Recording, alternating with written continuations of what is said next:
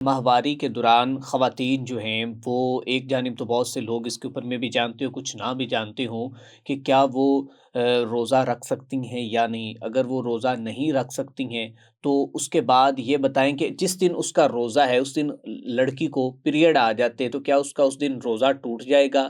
کیا اس کا روزہ وہ کنٹینیو ہوگا؟ کیا ہوگی جب وہ ناپاکی کی حالت میں چلی جاتی ہے؟ یہ بھی بتا دیں، ساتھ میں اینڈ پہ یہ بھی بتا دیجیے گا کہ جب لڑکی گھر میں روزہ نہیں رکھتی تو اس کے بھائی، اس کے اہل خانہ سارے اس سے پوچھتے ہیں، سوال کرتے ہیں جی اس نے روزہ نہیں رکھا۔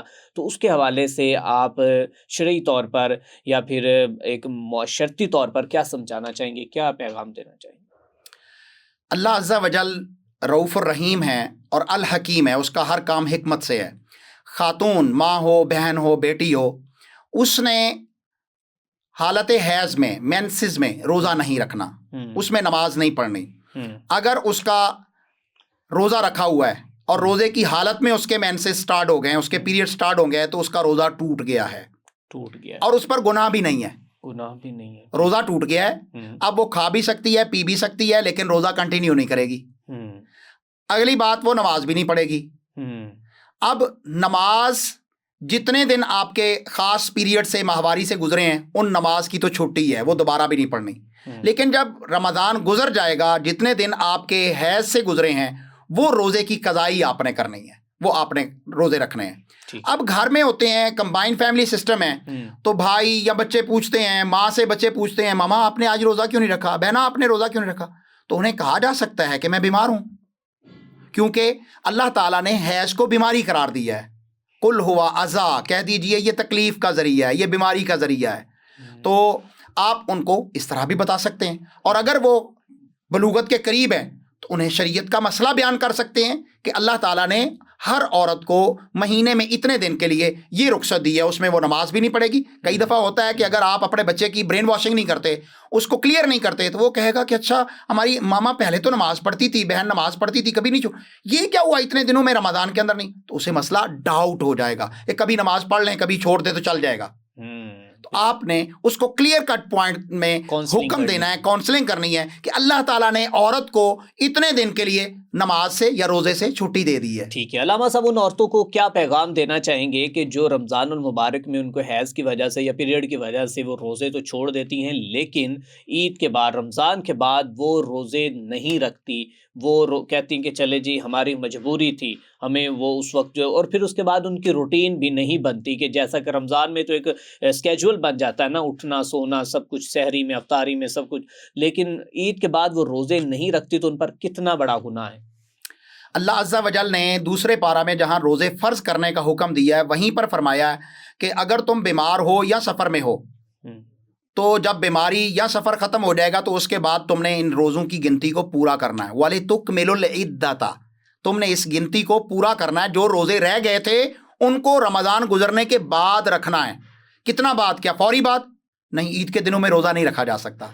اچھا، اس کے بعد یہ ہے کہ آپ اگلے رمضان آنے سے پہلے پہلے اپنے روزے مکمل کر لیں گے۔ ضروری نہیں ہے کہ روزہ ایک روزہ رکھا ہے تو اگلے دن بھی روزہ، اس سے اگلے دن بھی روزہ، اس سے اگلے دن بھی۔ آپ ایک دن روزہ رکھ لیں، ایک دن چھوڑ کے روزہ رکھ لیں، ایک ہفتے میں ایک روزہ رکھ لیں۔ آپ نے اگلے رمضان آنے سے پہلے، یہ آپ کے اوپر قرض ہے، فرض ہے اور قرض ہے۔ اگر آپ یہ روزہ نہیں رکھیں گے تو قیامت کے دن اس کے متعلق آپ سے حساب ہوگا۔ اور اگر کوئی شخص ایسے فوت ہو جاتا ہے، اس کے اوپر رمضان کے فرض روزے تھے اور وہ روزے رکھے بغیر فوت ہو گیا، نہ اس کا جزیہ دیا گیا، فدیہ دیا گیا، اور نہ اس کے روزے رکھے گئے، تو وہ قیامت کے دن گناہ گار ہے، مجرم ہے۔ اب اس کے اولاد یا اس کی بیوی، جو بندہ فوت ہو گیا، اس کی طرف سے رمضان گزرنے کے بعد روزے رکھیں گے، نماز نہیں پڑھیں گے اس کی طرف سے، لیکن اس کی طرف سے چھوڑے ہوئے روزے رکھنا اس کی اولاد کے لیے یا اس کی بیوی کے لیے لازمی اور ضروری اور فرض ہے۔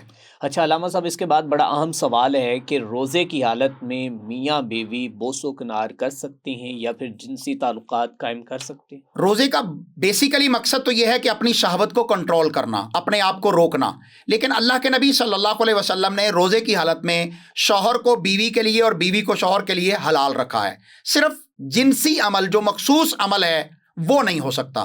آپ اپنی بیوی کو پیار کر سکتے ہیں، کس کر سکتے ہیں، گلے لگا سکتے ہیں، آپ اس کے ساتھ خوشی مذاق کے، دل لبھائی کے معاملات کر سکتے ہیں، ڈائلاگ گفتگو کر سکتے ہیں، لیکن آپ صرف انٹر کورس نہیں کر سکتے روزے کی حالت میں۔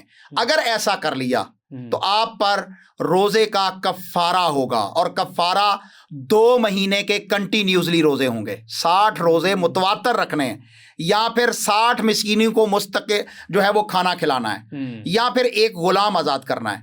تو روزے کی حالت میں اگر آپ جوان ہیں اور آپ اپنی بیوی کا بوسہ لیتے ہیں اور اس کے بعد آؤٹ آف کنٹرول ہو جاتے ہیں تو آپ کے لیے بوسہ لینا بھی جائز نہیں ہوگا۔ ٹھیک ہے۔ اگر آپ اپنی شہوت کو کنٹرول کرتے ہیں تو آپ بوسہ بھی لے سکتے ہیں، گلے بھی مل سکتے ہیں، پیار بھی کر سکتے ہیں، صرف انٹر کورس نہیں کر سکتے۔ انٹر کورس کے علاوہ رومانس آپ ٹوٹلی کر سکتے ہیں بیوی کے ساتھ؟ جی بالکل کر سکتے ہیں، یہ اسلام اجازت دیتا ہے؟ بالکل اجازت دیتا ہے۔ ٹھیک ہے۔ اچھا، اس کے بعد یہ بتائیے گا کہ بہت سے لوگ جو ہیں وہ روزہ رکھنے کے بعد لمبی کالز ملا لیتے ہیں، اپنی گرل فرینڈ کے ساتھ باتیں کرتے ہیں، تو کیا ان کا روزہ قبول ہوگا؟ وَإِذَا مَرُّوا بِاللَّغْوِ مَرُّوا كِرَامًا، جو اللہ کے بندے ہوتے ہیں، عباد الرحمن ہوتے ہیں، وہ تو فضولیات کی باتوں میں پڑتے ہی نہیں ہیں، جھوٹ کی باتوں میں پڑتے ہی نہیں ہیں، اور اس طرح کی باتیں جو شہوت کو برانگیختہ کرتی ہیں یا شہوت کی ضروریات کو پورا کرتی ہیں، کئی لوگوں کی عادت ایسی ہوتی ہے کہ وہ باتوں باتوں میں اپنے آپ کو پورا کر لیتے ہیں۔ تو بھائی، روزے کا مقصد اپنی شہوت کو روکنا تھا، روزے کا مقصد اپنے آپ کو برائی سے روکنا تھا۔ آپ جس کو منگیتر بنا کے، جس کے ساتھ ساری باتیں کر رہے ہیں، منگیتر بنا کے جس کا اوپر وہ ایک ہنی مون کا پیریڈ بھی گزارنے کے لیے چلے جاتے ہیں، تو یہ تو حرام ہے، یہ تو زنا ہے، یہ تو بدکاری ہے۔ اور آپ کو یہ پتا ہونا چاہیے کہ ہاتھ بھی زنا کرتا ہے، زبان بھی زنا کرتی ہے، آنکھیں بھی زنا کرتی ہیں، یہ صحیح البخاری کی حدیث ہے۔ تو آپ نے وہ ہاتھ جو آپ کا رکنا تھا، کسی غیر محرم کو چھونا نہیں تھا، اگر آپ نے اپنی کلاس فیلو کو، اپنی فرینڈ کو، فیملی فرینڈ کو، اپنے کسی بیسٹ فرینڈ کو یا عام فرینڈ کو یا اپنی منگیتر کو آپ نے ہاتھ لگایا ہے تو آپ نے گناہ کبیرہ کیا ہے۔ آپ کو تو عام دنوں میں بھی ٹچ کرنا اس کی اجازت نہیں ہے۔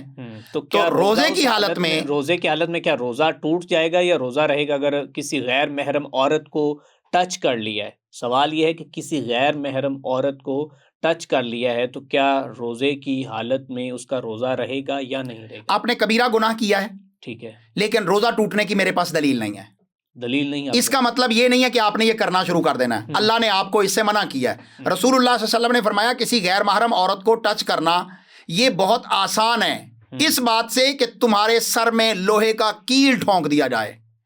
یعنی کسی بندے کے سر میں لوہے کا کیل ٹھونک دینا تو ہلکی بات ہے، آسان بات ہے کسی غیر محرم کو چھونے سے۔